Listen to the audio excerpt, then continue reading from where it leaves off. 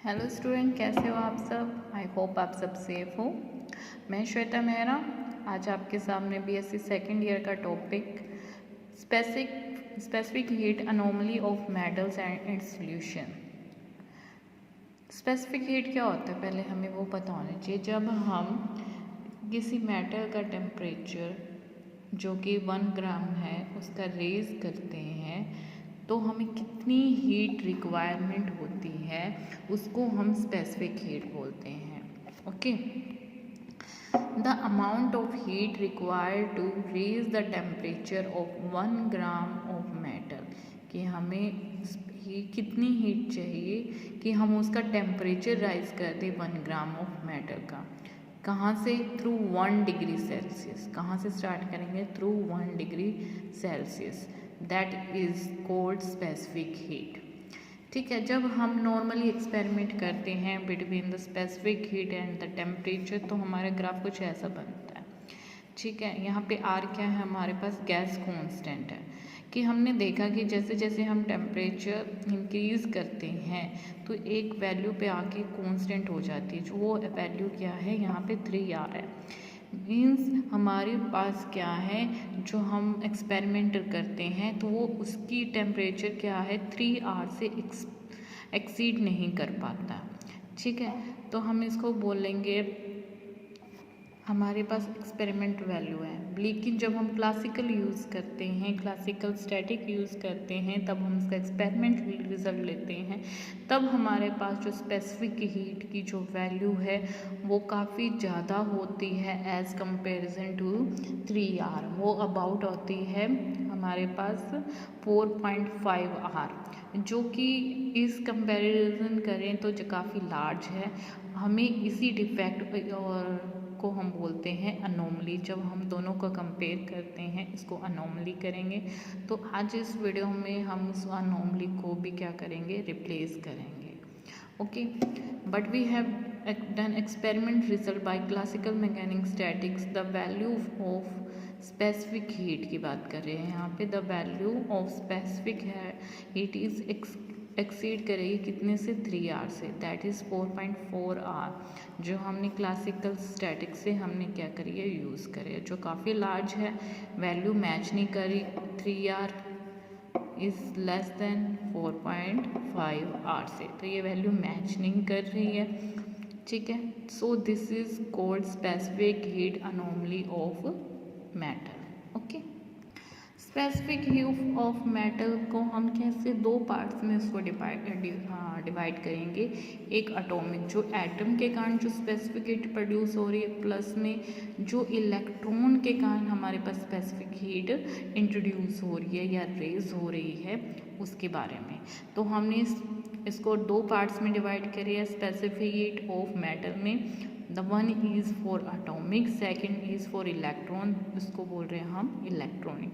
See this equation is 1। हमें क्या करना हैगा? उसकी एनर्जी निकालनी पड़ेगी पहले एटॉमिक की, कि उस मेटल की एनर्जी कितनी है ऑफ 1 ग्राम ऑफ मेटल की।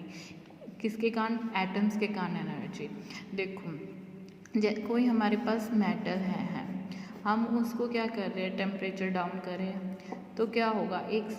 एक स्टेट आ गई, मतलब 0 डिग्री सेल्सियस पे हमने उसको क्या कर दिया? टेम्परेचर कम कर दिया। तो हमारे जो इलेक्ट्रॉन्स हैं और एटम हैं वो क्या हो जाएंगे? रेस्ट पे हो जाएंगे। ओके, और उनकी एनर्जी तब हम क्या मान लेंगे? 0। और यहीं से अगर हम वापस एनर्जी देते जाएंगे, टेम्परेचर उसका रेज करते जाएंगे, तब क्या होगा? जो हमारे एटम्स हैं वो क्या होंगे? वाइब्रेट होने लग जाएंगे, क्योंकि उनका क्या होगा?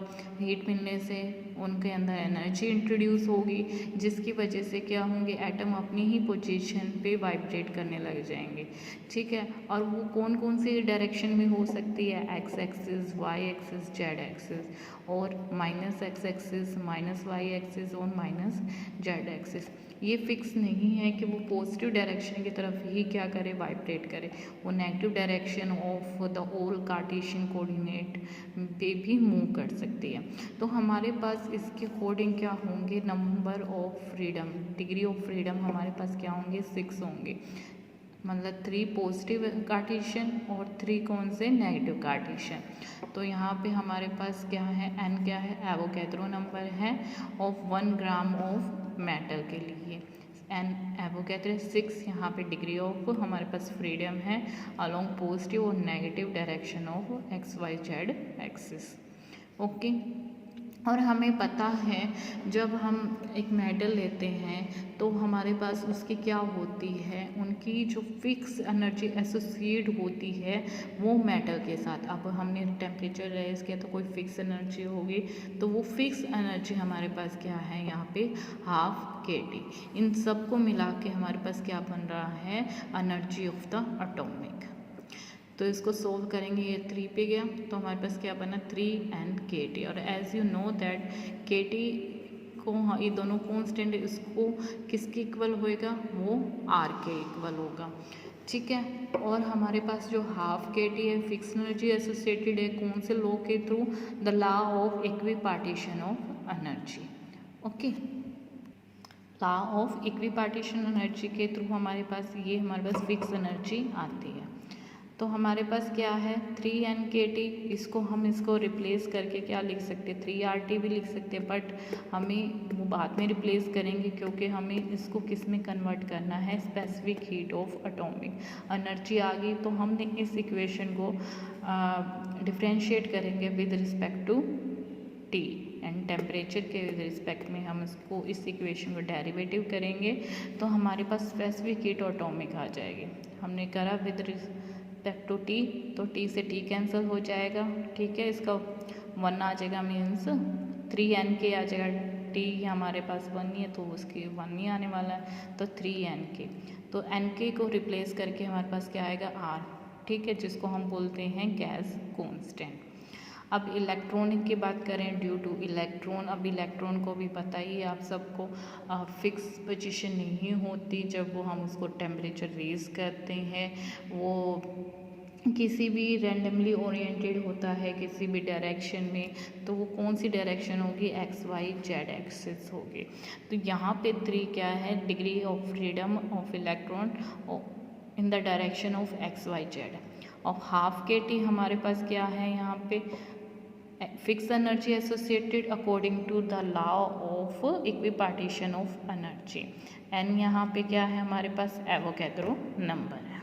अब देखो हमारे पास क्या निकल के आ गया, हमारे पास CV एटॉमिक निकल के आया। अब हम इसको विद इस इक्वेशन जो हमारे पास ये आई है इसको हम अगेन डिफ्रेंशिएट करेंगे क्योंकि हमें किसके फॉर्म में लाना है, CV इलेक्ट्रॉनिक की फॉर्म में लाना है। इसको डिफ्रेंशिएट करेंगे विद रिस्पेक्ट टू टेम्परेचर, तो T कैंसिल आउट हो जाएगा, 3/2 Kn बच जाएगा। ओके, आ गया हमारे पास, ये हमारी इक्वेशन थी इलेक्ट्रॉनिक्स की। हमें क्या मतलब इलेक्ट्रॉन की स्पेसिफिक हीट निकालनी, तो डिफ्रेंशिएट किया, डिफ्रेंशिएट करने बाद T कैंसिल आउट हो जाएगा, तो 3/2 Nk। और Nk किसको रिप्लेस कर रहा है यहाँ पे R से, जिसको हम बोल रहे हैं गैस कांस्टेंट, तो 3/2 R। हमारे पास इलेक्ट्रॉनिक्स आ गई, एटॉमिक आ गई।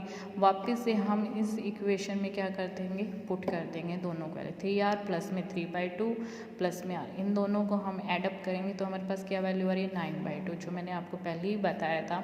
जो हम एक्सपेरिमेंट रिजल्ट है वहाँ पे क्या है, वैल्यू 3R है, और जो हमने क्लासिकल के थ्रू रिजल्ट निकाला है वो क्या है, 9/2 R है।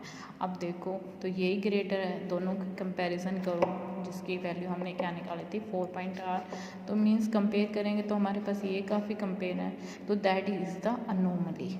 ओके, एक्सपेरिमेंट रिजल्ट से क्या है, काफ़ी ज़्यादा हाई है क्लासिकल स्टैटिक की एक्सपेरिमेंटल वैल्यू।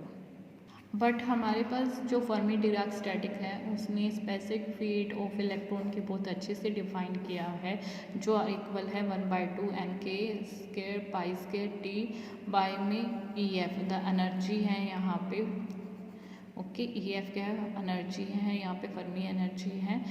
ठीक है, और हमने क्या किया, इन सब कॉन्स्टेंट टर्म को इक्विवेलेंट कर दिया लैम्डा के। हमारे पास कॉन्स्टेंट क्या है, 1/2 Nk² π² EF 0, तो हमने इसको कांस्टेंट से क्या कर दिया, रिप्लेस कर दिया बाय लैम्डा। तो हमने CV इलेक्ट्रॉन क्या निकाल दी, लैम्डा T निकाली, इसको इक्वेशन दिया 4। अब एटॉमिक क्या है, अकॉर्डिंग टू द डीबे मॉडल जो स्पेसिफिक हीट होती है वो क्या होती है, क्यूब पावर यानी third power of the temperature होती है। तो इसको हम क्या होते हैं, क्यूब फार्मूला भी बोल देते हैं टेम्परेचर का। तो स्पेसिफिक एटॉमिक क्या होती है, directly proportional to the third power of the temperature. तो हम इसको रिप्लेस करेंगे टेम्परेचर को से हम क्या लिखेंगे, कांस्टेंट टर्म लगाएंगे तो beta cube that is 5। Again हम वापस इस इक्वेशन में इसको पुट करेंगे जो कि ये Cv metal is equal to Cv atomic plus में Cv इलेक्ट्रॉनिक।